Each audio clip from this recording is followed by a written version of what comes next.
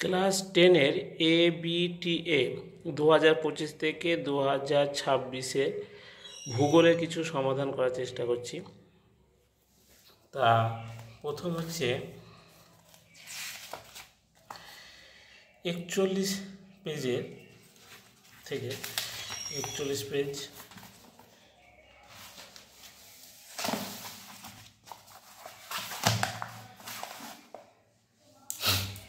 প্রথম প্রশ্ন, আরোহণ প্রক্রিয়ায় সৃষ্টি একটা ভূমিরূপ।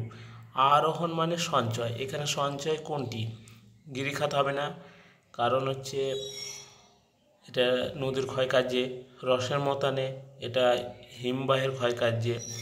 গ বালিয়াড়ি, এটা সঞ্চয় কার্যের ফলে। তাহলে বায়ুর সঞ্চয় কার্যের ফলে। আর গৌর হচ্ছে বায়ুর ক্ষয়কার্যের ফলে। তাহলে উত্তরটা হবে গ বালিয়াড়ি।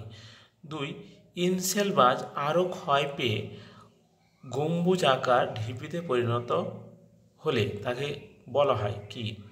ক্যাসেল, কফিস, বোনহাট, টর না একলে বালিয়াড়ি?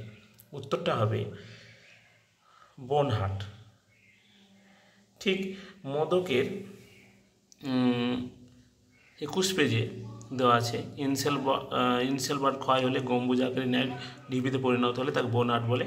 আর ইনসেলবার অপেক্ষাকৃত ছোট অবশিষ্ট পাহাড়কে টর বা টর্স বলে। ইনসেলবাজ আবহবিকার পক্ষে পাথরখণ্ড স্তূপে পরিণত হলে তাকে বলা হয় ক্যাসেল কফিজ। তাহলে উত্তরটা কিন্তু বোনহাট। তারপরে 3 নম্বর, মকরীয় উচ্চচাপ বলয় থেকে কুমেরু বৃত্ত প্রদেশ নিম্নচাপ বলয়ের দিকে প্রবাহিত বায়ু। অপশন উত্তর পশ্চিম পশ্চিমা বায়ু, দক্ষিণ পশ্চিম পশ্চিমা বায়ু, উত্তর পূর্ব মেরুবায়ু ও দক্ষিণ পূর্ব মেরুবায়ু। কোনটা হবে? তা উত্তরটা ক উত্তর পশ্চিম পশ্চিমা বায়ু। উত্তর পশ্চিম পশ্চিমা বায়ু। মোদকে 38 পেজে মোদকে লিখে দিচ্ছি। মোদকে এই প্রশ্নটা দিয়েছে, মকরীয় উচ্চচাপ শান্ত বলয় থেকে কুমেরু বৃত্ত প্রদেশে নিম্নচাপ বলে আসছে বাতাসটা, সেটা হচ্ছে উত্তর পশ্চিম পশ্চিমা বায়ু। তাহলে উত্তরটা এটা হবে। পেজটা হলো 38 পেজ। তাহলে এটা উত্তর পশ্চিম পশ্চিমা বায়ু। 3/4 ভাগ মেঘাচ্ছন্ন যে প্রতীক চিহ্ন দিয়ে বোঝানো হয় সেটি হলো, এখানে কোনটা হবে?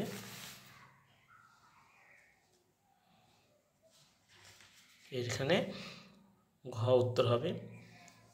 তা দেখে দিই, মোদক অনুযায়ী 49 আর যুধিষ্ঠির হাজরা অনুযায়ী 46 পেজে আছে। 49-এ দেখো এই অংশটা দিয়েছে 3/4 অংশ, তাহলে এটা উত্তর হবে। ভারত মহাসাগরে একটা উষ্ণ স্রোতের উদাহরণ। ভারত মহাসাগরে একটা উষ্ণ স্রোতের উদাহরণ দিয়ে বলেছে। তাহলে কুরশীয় স্রোত, পশ্চিম অস্ট্রেলীয় স্রোত, তারপরে পেরু স্রোত, মৌসুমী স্রোত। তাহলে এখানে কোনটা হবে? উত্তরটা হবে মৌসুমী স্রোত। উত্তরটা হবে মৌসুমী স্রোত, কারণ এখানে উষ্ণ স্রোত বলেছেন। তা যুধিষ্ঠির হাজরার 57 পেজে আছে। যুধিষ্ঠির হাজরা 57 পেজ। তো 57 পেজে বলেছে উষ্ণ স্রোত, তাহলে এটা হবে মৌসুমী স্রোতটা আছে উষ্ণ স্রোত ভারত মহাসাগরে। এই যে ভারত মহাসাগরে উষ্ণ স্রোত বলেছে, তাহলে এটা উত্তর হবে মৌসুমী স্রোত। একটি জোয়ার ও একটি ভাটার মধ্যে সময়ের ব্যবধান হলো 6 ঘন্টা 12 মিনিট 11.25 সেকেন্ড, 24 ঘন্টা, ঘ 12 ঘন্টা 30 মিনিট, ঘ 12 ঘন্টা 26 মিনিট। উত্তরটা হবে 6 ঘন্টা 12 মিনিট 11.25 সেকেন্ড, কারণ জোয়ার থেকে ভাটা বলেছে, জোয়ার থেকে ভাটা হলে সেটা হচ্ছে 6 ঘন্টা 12 মিনিট হয়। তা 62 পেজে মোদক ও যুধিষ্ঠির হাজরা 62 পেজে আছে।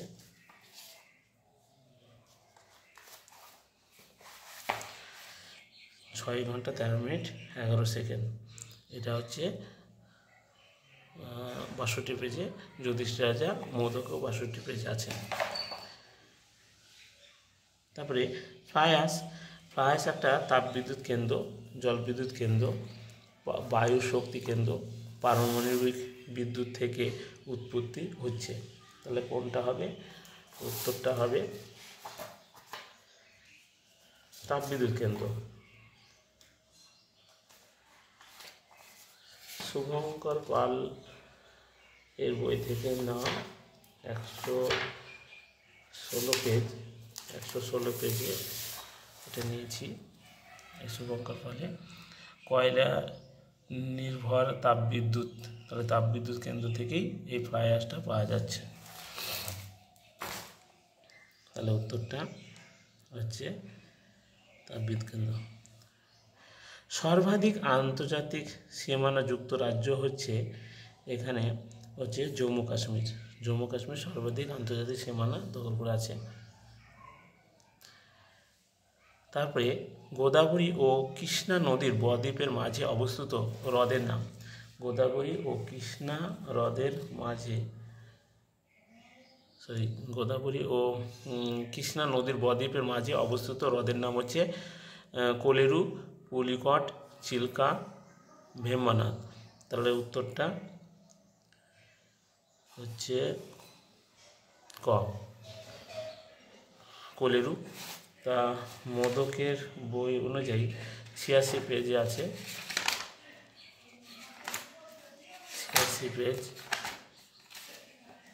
মোদকের বই অনুযায়ী কোলেরুটা, এই যে এটা হচ্ছে গোদাবরী নদী আর হচ্ছে এই কৃষ্ণা নদীর মাঝে এই অংশটা রয়েছে কোলেরু।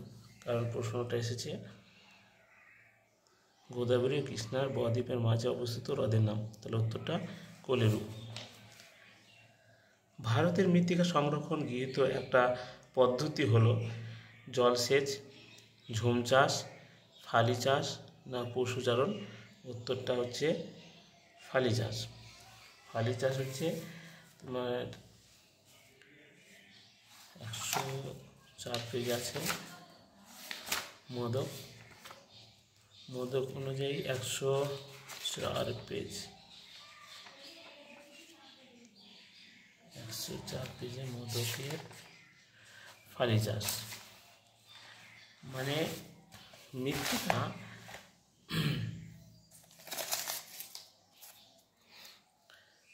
মৃত্তিকা সংরক্ষণের জন্য, তাহলে মৃত্তিকা সংরক্ষণের জন্য হচ্ছে ফালি চাষ। তাহলে ফালি চাষ মৃত্তিকা সংরক্ষণের জন্য, তাই জন্য এটা উত্তর হবে। কি বলেছে এটা? যে বলছে মৃত্তিকা সংরক্ষণের জন্য ভারতের মৃত্তিকা সংরক্ষিত হচ্ছে ফালি চাষ, বায়ুগুণা ক্ষয় করে। বলবিভিল পোকা আক্রান্ত ঘটে পাট, তুলো, গম না চা চাষের জন্য। বলবিভিল পোকা ক্ষতি করে তা হচ্ছে তুলোর জন্য। উত্তরটা তুলো। যুধিষ্ঠির হাজরা 117 পেজে, 117 পেজে আছে। এই যে কার্পাস চাষের জন্য সেটা হচ্ছে বলবিভিল পোকা ক্ষতি করে।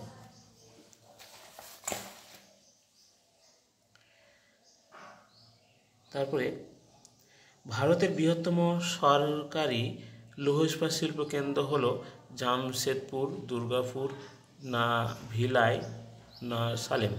তাহলে উত্তরটা হচ্ছে গ, ভিলাই হবে। কারণ হচ্ছে ভারতের বৃহত্তম সরকারি হলে ভিলাই আর বেসরকারি হলে জামশেদপুর হতো, তাহলে এখানে হবে ভিলাই। 123 পেজ মোদক অনুযায়ী, মোদক না, যুধিষ্ঠির হাজরা। ভারতের বৃহত্তম ইস্পাত কারখানা হচ্ছে ভিলাই। হ্যাঁ, তারপরে 2011 সালে আদমশুমারি অনুযায়ী সর্বাধিক সাক্ষরতাযুক্ত রাজ্য, মানে বেশি স্বাক্ষরযুক্ত রাজ্য, শিক্ষিত রাজ্য, তা হচ্ছে পশ্চিমবঙ্গ, কেরালা, গুজরাট, তারপরে তামিলনাড়ু। উত্তরটা হচ্ছে কেরালা। শিক্ষার দিক থেকে কেরালা, সেটা মোদকের বই অনুযায়ী 132 পেজ, 132 পেজে শিক্ষার দিক থেকে কেরালা সর্বাধিক, মানে সাক্ষরতার দিক থেকে কেরালা সর্বাধিক 93.91%, প্রায় 94%। এবার রাডার হলো প্যাসিভ সেন্সার, অ্যাক্টিভ সেন্সার, কৃত্রিম উপগ্রহ না ক্যামেরা? উত্তরটা অ্যাক্টিভ সেন্সার। অ্যাক্টিভ সেন্সার বলতে এখানে তোমার সক্রিয় সেন্সারকে বোঝায়। তাহলে 142 পেজ যুধিষ্ঠি হাজরা অনুযায়ী 140 পেজ হচ্ছে রাডার। রাডার হচ্ছে সক্রিয় সেন্সার, মানে অ্যাক্টিভ সেন্সার, তাই জন্য উত্তরটা এখানে অ্যাক্টিভ সেন্সার হবে। তারপরে ভিডিও দিচ্ছি।